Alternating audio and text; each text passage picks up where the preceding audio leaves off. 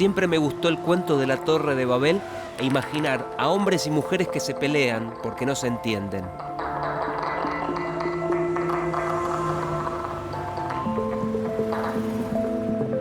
La sociedad, que parece vivir constantemente en esa tensión, busca códigos para desentrañarla y apela a las medidas, uno de los mejores dialectos para entender el mundo. Desde la antigüedad, el hombre necesitó traducir su entorno en unidades de masa, longitud o intervalos de tiempo, y fue construyendo convenciones para convivir, para comerciar, metros, kilos, amperes, segundos. ¿Quién estudia todas esas medidas que aparecen como una constante en nuestra vida? Como si siempre hubieran estado ahí. La metrología, la ciencia de las mediciones o el arte de ordenar ese caos, el mundo.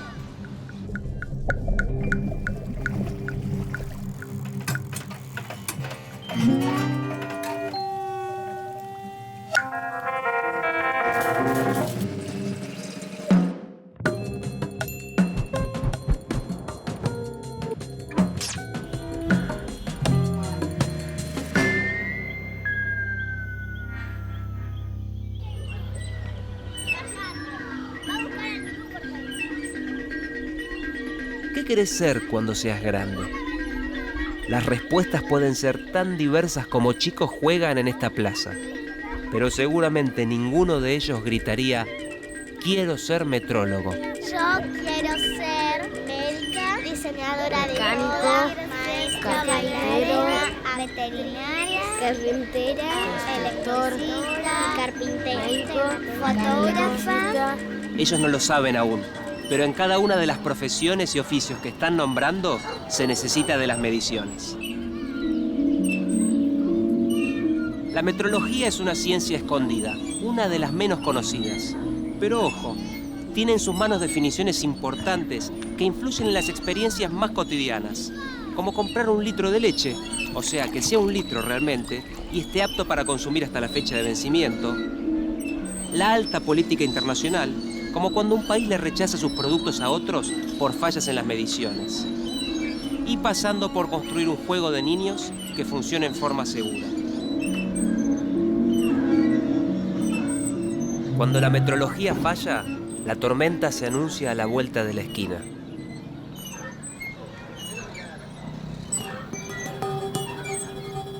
El 11 de diciembre de 1998, la sonda Mars Climate Orbiter partió desde Cabo Cañaveral para estudiar el clima de Marte.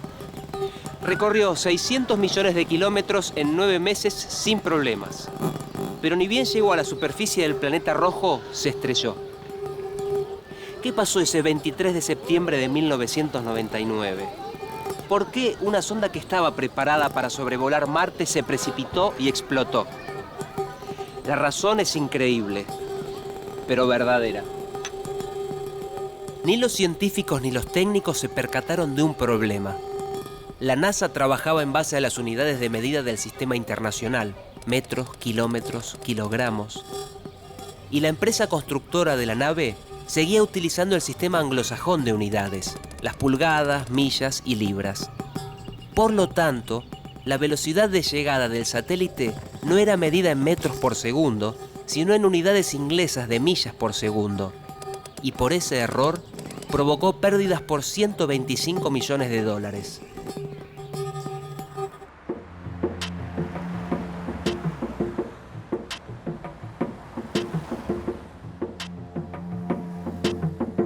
La variedad de situaciones sobre las que opera un metrólogo es diversa. Se trata de un científico que está en todas partes, en los detalles de un viaje espacial, detrás de la fabricación de cualquier auto, también en lo que haya cargado en su tanque de nafta, o en la fábrica de una simple botella de agua mineral. Pero, ¿qué hace un metrólogo?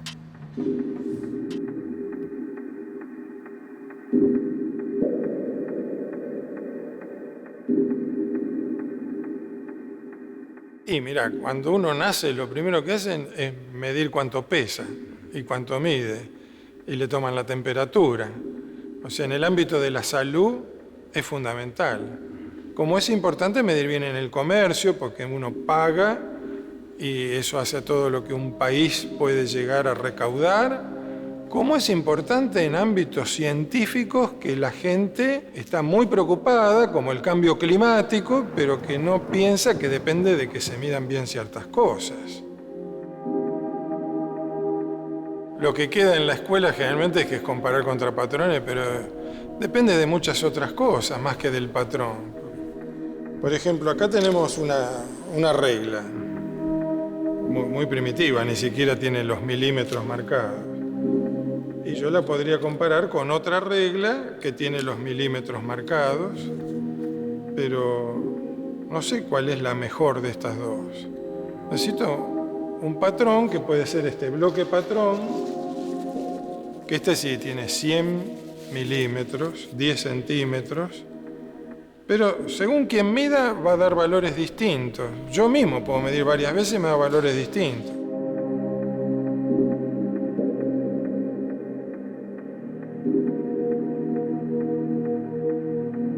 También depende de en qué lugar se mide, el ambiente.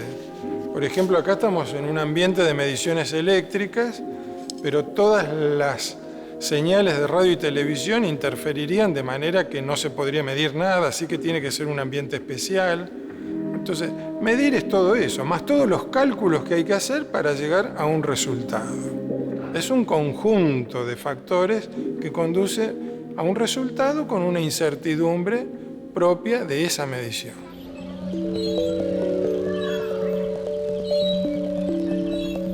En la metrología no solo es importante medir, también hay que llegar a acuerdos a nivel nacional e internacional. Suena básico, pero no lo es. La Babel de las sociedades también puede ser un territorio sin criterios unificados en las medidas. A los seres humanos nos cuesta mucho ponernos de acuerdo, aún en cuestiones elementales, como que todos los tornillos y las tuercas sean fabricados en base a las mismas unidades, o que todos los enchufes eléctricos sean iguales y no se necesiten adaptadores. En el principio de la historia, cada aldea, y más adelante cada país, concebía sus sistemas particulares de unidades para las mediciones. Fue a fines del siglo XVIII, durante la Revolución Francesa, cuando se acordó el sistema métrico, ese que conocemos en la actualidad. 40 años después, en 1840, se imponía entre los científicos parisinos. Era necesario. Había que ordenar los intercambios comerciales. En 1875 se firmó la Convención del Metro y se creó la Conferencia General de Pesas y Medidas, que recién tuvo lugar en 1889. Allí se tomaron decisiones trascendentales para la metrología. En el encuentro se unificaron los criterios de medición en base al metro y al kilogramo, y se convocaron a todos los países para que se reunieran cada 4 años. Como la metrología es una ciencia en constante movimiento, luego se abordaron las mediciones eléctricas de tiempo, temperatura, radiación, luminotecnia y hasta las mediciones químicas. Los científicos juegan, como los chicos, pero usan otros juguetes.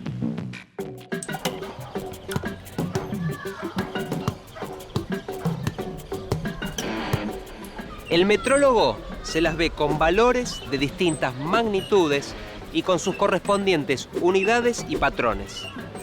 En estas 4 palabras se encierra el secreto de las mediciones.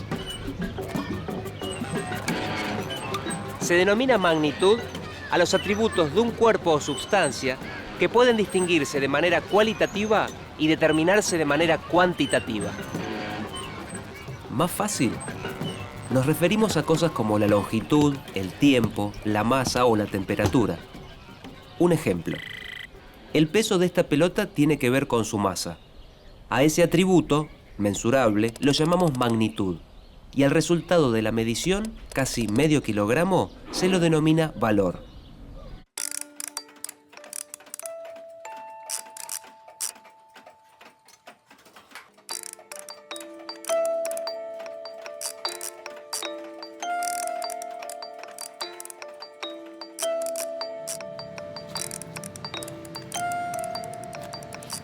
Valor, magnitudes. Faltan datos para entender esta operación tan cotidiana que se conoce como medir. Hay que remitirse a los patrones, pero antes, definir las unidades.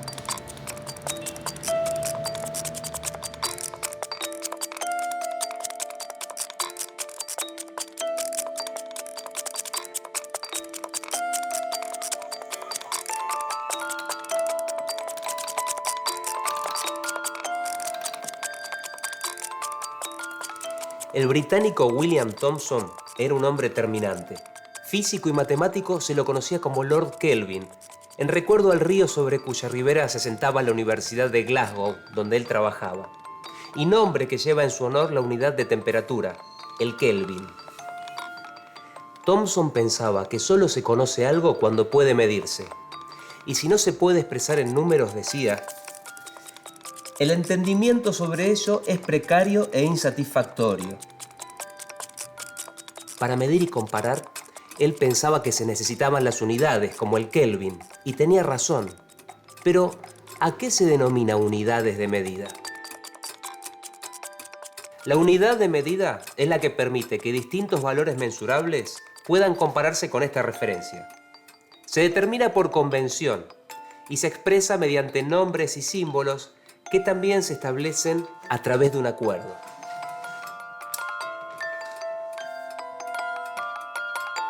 Por ejemplo, el tiempo se mide en la unidad conocida como segundo y la longitud en metros.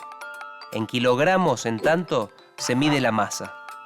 El Kelvin, el del Lord inglés, es la unidad de temperatura termodinámica. La corriente eléctrica se mide en amperes y la unidad de intensidad luminosa es la candela.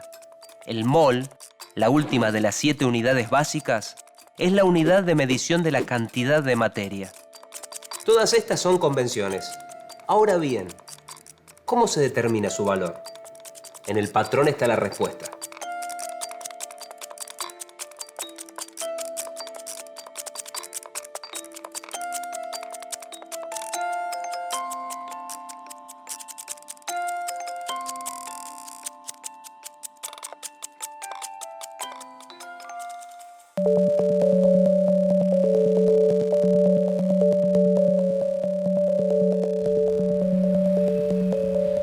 Una de las primeras condenas que se dictaron en Buenos Aires cayó sobre un sastre. El crimen: vendía telas. Pero esas telas que vendía las medía con una vara adulterada. Su metro era más corto que todos los metros. Toda unidad que nos sirve para medir y comparar tiene como referencia un patrón de medida acordado internacionalmente.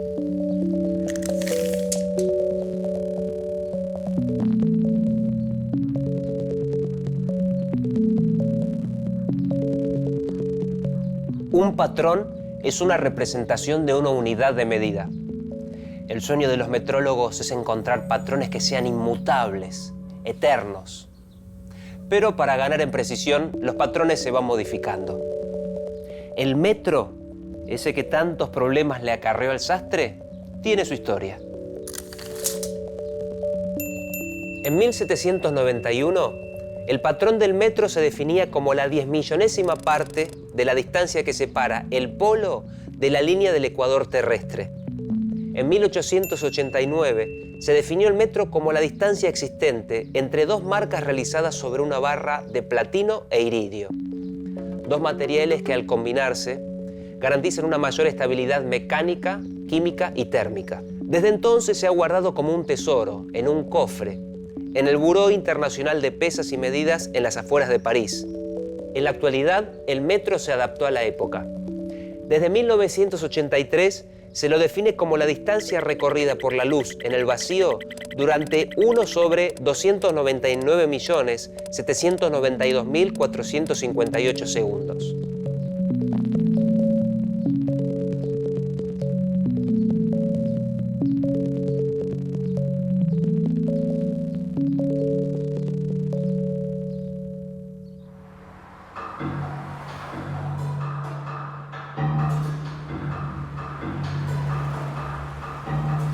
Cada ciencia tiene su norte y la metrología busca la exactitud. Este puente mide 165,7 metros de longitud. ¿Pero será así realmente? No es tan simple de resolver. La clave está en la incertidumbre asociada a la medición.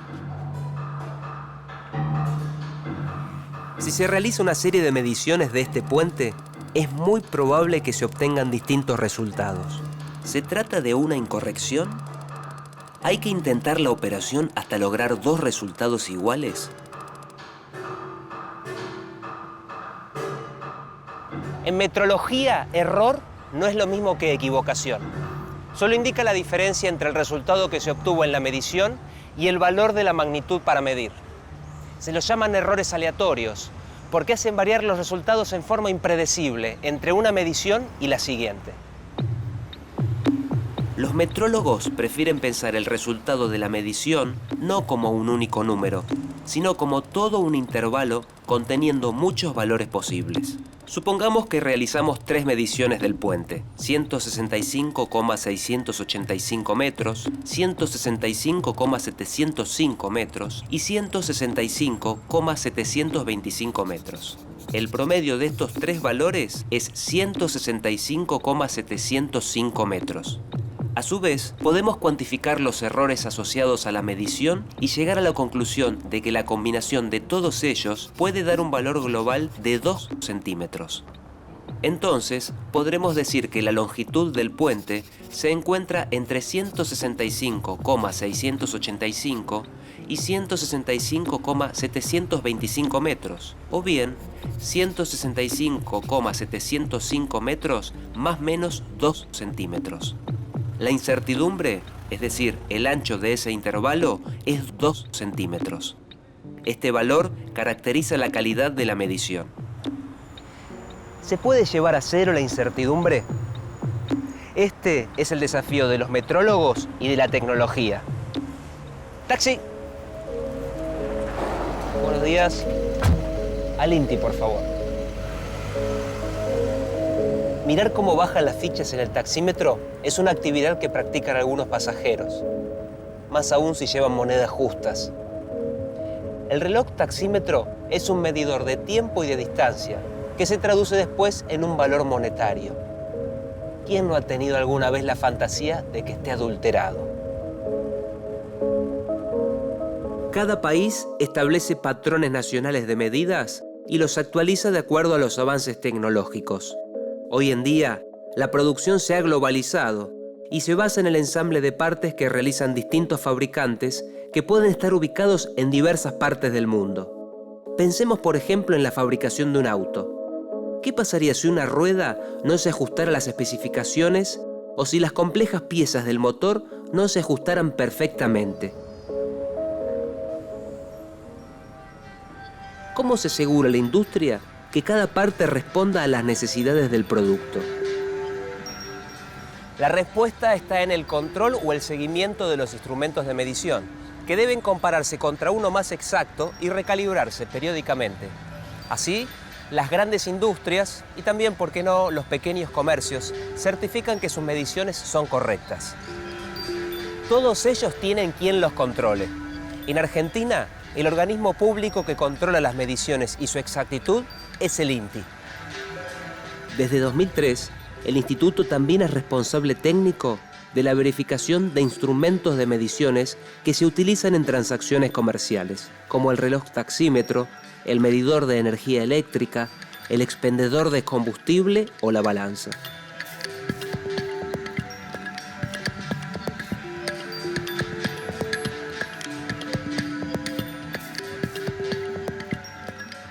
Pero acá, cuando hablamos de mediciones, de trazabilidad metrológica, nos referimos a que todas las mediciones tienen que estar referidas a un patrón que es lo mejor que se dispone y que ese ya no tiene otro patrón al cual referirse. Por ejemplo, cuando hablamos de este bloque patrón, este no es el mejor de todos. Hay bloques de mejor calidad que este. Entonces, en una fábrica, donde un operario, en una fábrica de automóviles, puede estar midiendo el diámetro de un agujero con un calibre, por ejemplo, como esto, cada tanto tiene que asegurar que el calibre sea comparado con la longitud patrón de este bloque, y después este bloque va a ir al laboratorio de la planta automotriz y ser comparado con otros bloques de mejor calidad, y esos vendrán una vez por año al INTI con bloques que a su vez están medidos con láseres. A ver cuántas longitudes de onda del láser entran en ese bloque, y a su vez ese valor está referido a la velocidad de la luz. Entonces, cada paso de todos estos que te describo tiene una incertidumbre que va siendo cada vez menor hasta que se llega al límite de lo medible y se asegura así la trazabilidad de las mediciones.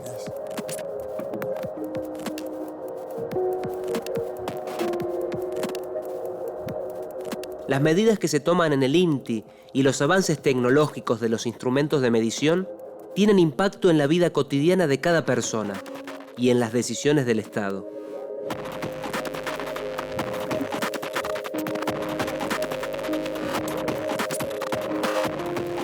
El peso de una cosecha que se exporta, la cantidad de gas, petróleo o electricidad que se comercializa con otros países, de la exactitud dependen precios, cobros y pagos. También ingresos fiscales, impuestos o retenciones. Al medir a gran escala, un pequeño error puede significar diferencias de cientos de millones de pesos para el Estado y la sociedad. Entonces, si la producción de soja de este año asciende a 50 millones de toneladas, un error del 0,5% en las balanzas que pesan la mercadería en el puerto representaría 250.000 toneladas, y a un precio de $500 la tonelada, las pérdidas se elevarían a 125 millones de dólares. Matemática pura. Los números no mienten. ¿Qué relación guarda un metrólogo con la seguridad? La respuesta no hay que buscarla en las páginas policiales del diario. Más bien, habría que ir a las de sociedad. Sí, a las de sociedad. Desde el INTI se estudian los productos industriales que compramos. Los controlan. Por ejemplo, para evitar que manipulemos objetos con sustancias tóxicas que dañen la salud. Además, se realizan mediciones químicas para evaluar la presencia de residuos de pesticidas o de distintos elementos químicos en los alimentos. En cada caso, hay un metrólogo que delimita el terreno con medidas.